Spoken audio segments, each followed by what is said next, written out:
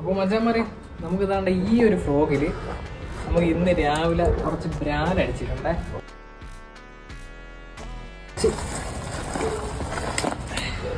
Bran അടിച്ചിട്ടുണ്ട്. അപ്പം നമുക്ക് ഈ ബ്രാലി എങ്ങനെ അടിച്ച് ഏത് ഫ്രോഗിലടിച്ച് നമുക്കൊന്ന് വീഡിയോ പോയി കണ്ടാലാണ്.